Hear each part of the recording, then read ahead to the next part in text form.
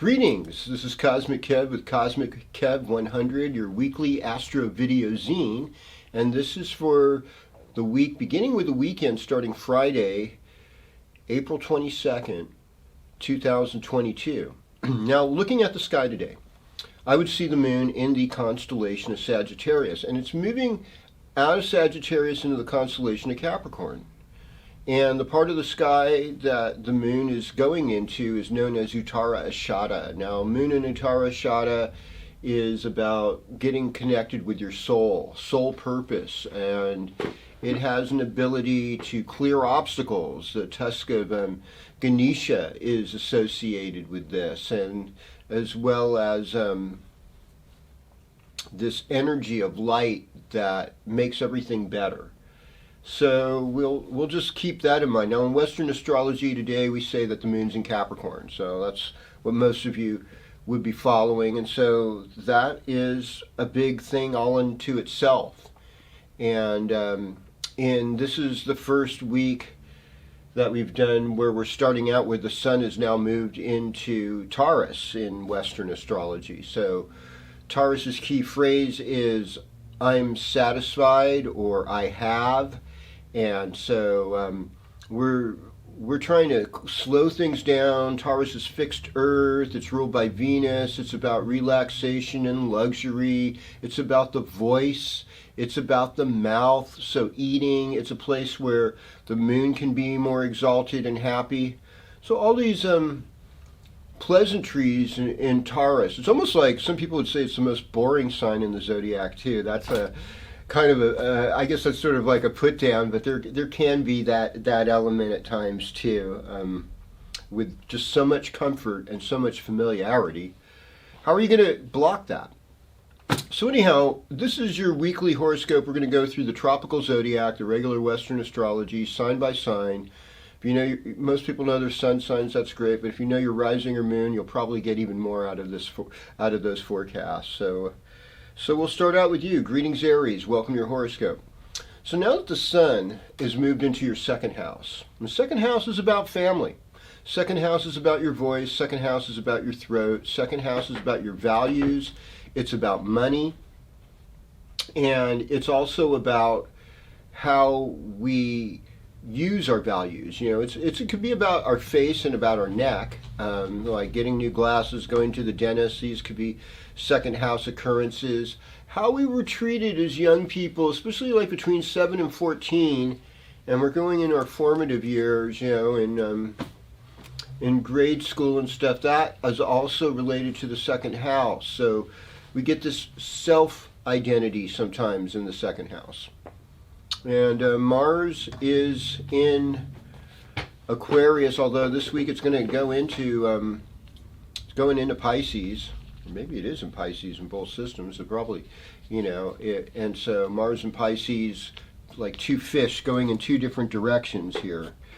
And it's there. We've got all these 12th house. So for Aries, there's a lot of karma this week with Neptune, Jupiter, Venus, and Mars all in your 12th. Okay. Well, greetings, Taurus, and welcome to your horoscope. So for Taurus, we've got this placement of renewal. Sun's in the first house. And so with the sun in the first house, there's this incredible feeling of power and hope. And so Mercury is also moving into Taurus through the constellation Taurus. So we're looking at security. It's not the actual constellation, it's the season of Taurus, I should say. And so with tropical astrology being based on the tropics, our minds are on our money, and our money is on our mind with, you know, Mercury being in a sign of money, and we associate Mercury with money. I mean, we associate Mercury also with technology. So, you know, you might be wanting to treat yourself to some new technology for your birthday. And all the planets are direct right now too. It's a really unusual situation where you don't have retrograde planets, and so that's another thing to consider. I might not be counting the outer, you know, Uranus, Neptune, Pluto as much, but you know, the other planets all going direct is super important. And so for Taurus, you know, a lot of socializing. There's this element of, you know, things ending. So, you know, be aware of what you need to put to rest. Greetings, Gemini. Welcome to your horoscope. So for Gemini, Taurus rules the 12th house. So first of all, the 12th house can be a house of loss. And it can be a house of our own undoing. Now, this is something that everyone goes through every year. In fact, everyone goes through this every month, actually, you know, because the moon is moving through every sign in our horoscope every month. So even if you think you're on a bad luck streak, there's always good times of the day and there's better moons for you. So if you take advantage of those times, you're going to make more progress. Now, sure, Uranus and Mercury in the 12th mean that your intuition is on. And perhaps even your dreams are trying to tell you something. And if you have a chance to just like take a little vacation, retreat, get out in nature, avoid cities and people and complications, that will be helpful for you to navigate your 12th house experience.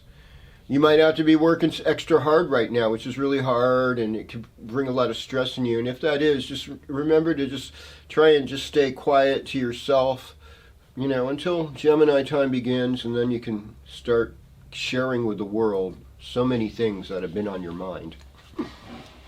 All right. Greetings, Cancer, and welcome to your horoscope. So for Cancer, Taurus time's a good thing because, you know, for one thing, the moon's exalted in Taurus. And for Cancer, Taurus represents the 11th house. And the 11th house is actually one of the luckier houses. It's where people like bosses, older siblings can give you some blessings, some benefits, maybe some boons. It's also a place where we have our social life. We go to parties and festivals. A lot of times the 11th house symbolizes that. So for Cancer, you know, I know there's like a festival in Chico this weekend. I mean, or next weekend anyhow. There's some kind of spring fling or something. So things are coming up, you know. People are starting to get out there, meet, and the vibe is good, you know. And I think the great thing about, you know, the lockdown is that we learn to value each other in our relationships, how nice things were with free flow, you know. Before passports and mandates, everyone used to just love each other and care about each other, and we want to get back to that ASAP, you know. That's the deal. And yeah, there's a lot of planets in your 9th house right now. That's a lucky house, you know. 9th house brings good fortune, so I see a lot of good fortune for Cancer this week. And it's a good time for travel. It's a good time for learning. If you're a student in school, you'll do some of your best studying, so just focus on that. It's a good place to honor your father if you've had an estranged relationship with your father, and if you can help bring him back and to encourage your dad to do good things, this is a good time for that as well. All right. Now we are turning it over into Leo right now. So greetings, Leo. Welcome to your horoscope. So basically for Leo, Taurus represents how you work, how you appear in the workplace, how you relate to other people. And generally speaking, when Taurus is in your midheaven, it makes you a beautifier, like someone who wants to bring art and wants to bring more stability to the workplace and wants to have refreshments and snacks for the workers. That's always something that nicens things up. So we're like right now, you know, we're wanting to nice up things. And so even like as you go to work, you know, wearing like nicer clothes, getting something new that makes you feel good about yourself, that's going to help you appear better at work. And every work day, it's an opportunity to be more considerate, more loving, or put more of your best effort and your work into what you're doing. And so like one of the things about Taurus and work, it's like Tauruses tend to need a lot of sleep. And even though you're a Leo, cats like to rest a lot, you know, and they have to have that to have good work performance. So it's like taking it easy. Don't getting into the bold extremes is probably not going to be your best bet at this point. In fact, You know, with all these planets in your 8th house in Pisces right now, there's a lot of things that you're not in control of, and I know how that bothers you. However, right now, it's best to focus on the spiritual, you know, and bring that aspect into the workplace, and let other people have responsibility and power for a little bit. Give yourself a vacation from being number one. All right. Well, greetings, Virgo. Welcome to your horoscope. This Taurus time for Virgo is super lucky. This is your best time to travel because it rules the 9th house. This is the best time to make improvements in your relationship with your father because it's 9th house. And it's also a good time to honor your teachers, to put more focus on school if you're a student, to allow yourself all the spiritual blessings and all the spiritual information, all the higher information, the more advanced studies. These all fall under the 9th house, and this is what you'd want to be focusing on in this month. And normally speaking, things flow pretty well. A lot of astrologers say 9th house transits are the luckiest transit. Here's the other part. It's relationship. Who are you in partnership with? This can be the career, and this could be your lover, your marriage partner, your wife or husband. And so there's a lot of energy. Most of it's benefic. If you have a spiritual relationship with your partner or lover, it's going to go better because this is where Neptune and Jupiter are right now. And this is also where Venus and Mars are. And Venus and Mars are about to get into a little celestial war towards the end of the week. By next week, in the same sign, right next to each other, Venus and Jupiter, I should say, rather. And though Jupiter brings us good fortune, helps expand things, and Venus is a benefic as well, when they get together, they don't always have the same understanding, you know, and so, you know, Venus wants a lot of pleasure and excitement and doesn't always feel satisfied, where Jupiter's like, let's work towards what brings soul satisfaction, the realest satisfaction possible. So these are kind of themes, you know, do you have a spiritual life or do you just want to have fun? You know, maybe it's important as for couples to help other people this weekend. That might ease some of the Jupiter-Venus thing. Hey. Well, with that said, let's talk about Libra here. Greetings, Libra. Welcome to your horoscope. I mean, in a lot of ways, I'd say the same thing to you, except there's not like a lot of planets in your 7th house right now, but it's in the 6th and the 8th. And 6th and 8th are still our relationships. The 6th house is more like uncles and aunts and small pets and people we work with. And sometimes the 6th house is about obstacles. So all these Pisces planets, you know, even though it's Taurus time, all these planets in your 6th house, it's like, there's all this work to do. There's all these obstacles to clear out. There's this newness that wants to come in, but it's going to require some organization. It's going to require some service, and also just, you know, eating the right stuff, taking really good care of your health so you have good enough energy to take care of this. Now, Taurus is the other Venus-ruled sign, but Taurus is pretty stubborn, and you're much more restless.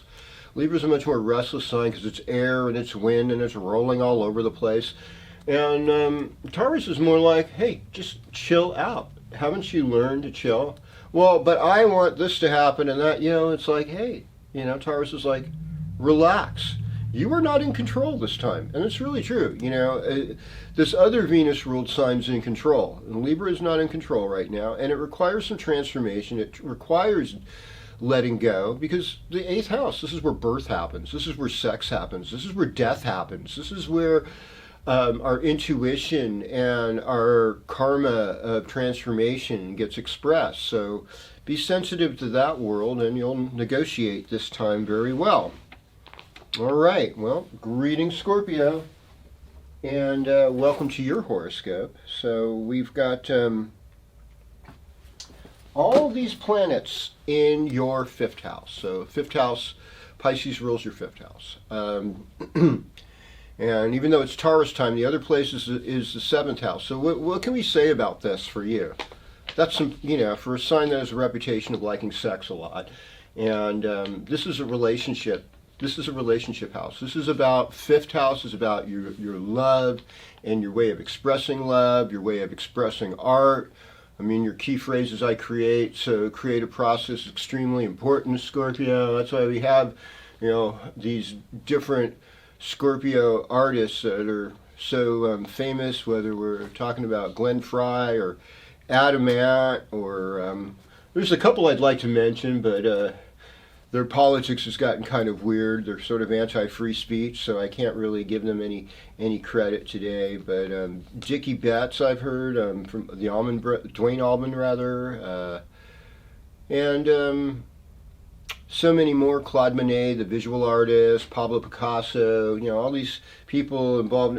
Aaron Copland, the musician. So many famous people in both visual and musical arts, theater, Veronica Lake, all in Scorpio. So you have more time to express that. Your creative value is really hot right now. Now, in relationship-wise, that's where your soul's at. That's where the sun's at. That's where Uranus is at. That's where Mercury's at. So kind of an unconventional love because of Uranus, but Mercury makes it an intelligent love, and that this is a time where you could get better communication. And everything that happens in the 7th house can also be applied to your career house, to where work happens, because 7th house is 10 houses from the 10th house. So it's a secret I learned from Jyotish, from the Vedic astrology, and it's something it's worth looking at. It does apply to Western astrology too, especially if you're using the ancient Greek system of whole houses. All right, so greetings, Sagittarius, and welcome to your horoscope. Now, you're a Jupiter ruled sign, and so first thing we work out is, where's Jupiter? Okay, Jupiter's in Pisces. That's in your 4th house. 4th house is where we find happiness. It's our relationship to our mother. It's our home. It's real estate if we have property. It even applies to vehicles. I mean, some people live in their vehicles. So in some ways, vehicles for some people is their other home. And so I would say there's a lot of financial activity. I mean, Taurus in general rules finances. And Taurus is in your 6th house. So Taurus represents work. It also represents health issues for you. So we've had a very dry winter, very dry early spring. And so there's been way more pollen, way more dust, way more allergies, way more wind in this region than I've ever seen. And that could all affect you in the area of health. In 6th house, we have to address obstacles.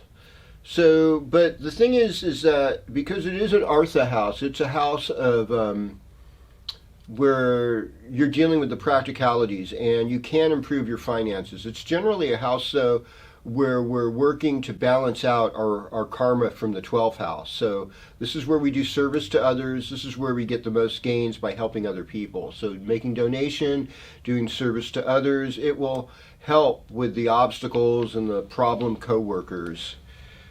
So, yeah, it's a little quick tip on that. Okay, so we're heading over into Capricorn right now. So I want to say greetings, Capricorn. Welcome to your horoscope. I mean, Taurus, you're an earth sign. Taurus is an earth sign. This bids you well, right? Because this is your 5th house. And what is the 5th house? It's being in your heart. It's creative energy. If you have children, this is where you put energy in your children. And, I definitely see people that have emphasis or planets in the 5th house. Generally, if they have children, there's more of an emphasis on children in their life. And if they don't, oftentimes they're like teachers and they're teaching children anyhow. And it's also a place where you get in touch with your inner child. This is also where you find good luck, you find good fortune. Now, Saturn's in Taurus, and I mean, Saturn's not in Taurus, Saturn's in Aquarius. And by the end of the week, it's going to move into sidereal Aquarius as well. So there'll be this sort of energy shift, when it's actually Saturn's getting the actual constellation of Aquarius, and it actually will probably ease up a lot of tension in your personal life. Saturn won't be bearing down in your face. It might be teaching you how to be more disciplined with your finances and how to kind of prepare for this new cycle that's coming up, because you're going to want to be able to provide for your family and have things be settled, and you're kind of like the practical sign that's going to prepare for things. So that's what I'm thinking anyhow. All right. Well, greetings, Aquarius, and welcome to your horoscope. Oh, that was kind of loopy. But you know, in any event, it looks like help is on its way. You know, so Saturn's been in your 12th house. Now, even though the 12th house is a Distana house, it's one of the more difficult houses, along with the 6th and the 8th. One thing that we do know about Saturn is actually exalted in the 12th house, because Saturn is always counting on our deeds. And so any effort we make to do good, any discipline we do with ourselves, restraint, fasting, Saturn is honored with that. So this is a big deal too, because right now you've had to have a lot of personal limits. And I think with Saturn going into the more sidereal sign, you know, it's going to be teaching you too about finances, about life's practicalities, all of those things. Let's talk about Taurus time for Aquarians. Taurus rules your 4th house, and so that's where we find personal happiness and stability. And so if you were, say, a Aquarius who was wanting to sell their real estate, maybe move to another state or something, I could see that happening, that you could seal up a sale fairly easily during this period of time because of Mercury's presence. And it could go very fast because of Uranus being there as well, and the Sun. Now, all these planets in Pisces, you know, their 2nd house, so I could see all this money coming to you with Jupiter and Neptune. I think the thing is like, be well researched before you make any hasty investments, because we don't always know with Neptune whether it's a mirage or if it's an actual oasis that we're purchasing. So I would just be really cautious and get many advisors before doing anything crazy. But like your financial front, maybe things going on with your family, your personal life, they're a little more intense right now. All right. So we are going to say greetings, Pisces. Welcome to your horoscope. Neptune and Jupiter in your sign. There's nothing more Piscean or powerful about that. So what do we think about Pisces as a sign? Well, it's about faith. Its key phrase is I believe. It's very visual. We think of Neptune as being visionary. We also think of it as being really spiritual. I mean, Jupiter represents religions. And in a lot of ways, Pisces represents that universal flow. Like everybody's got a faith. Let's acknowledge that. Pisces is also the sign where Venus gets exalted. So it's like, let all beings be happy. Let all beings be healthy. Let all beings be free of cares. Let all beings be safe. There's sort of this benefic release of I have no enemies in the sign of Pisces. And also it's Venus is exalted in the last 28 degrees. This is where, you know, Venus and Jupiter are sort of headed towards at the end of the week here. So there's this incredible amount of creative potential right now and creative growth. And there's this thing of when is it time to have a spiritual discipline and when is it time to just seek pleasure? And you need both. And so there'll be a lot of discussions this week on both ends of that. But the good part is that there's a sense of compassion, there's a sense of resolve, and I think we're ending things off this week because we're heading to a new moon next weekend. And so just finish off old business and get ready for some new stuff to take place. Thanks for being here with me today.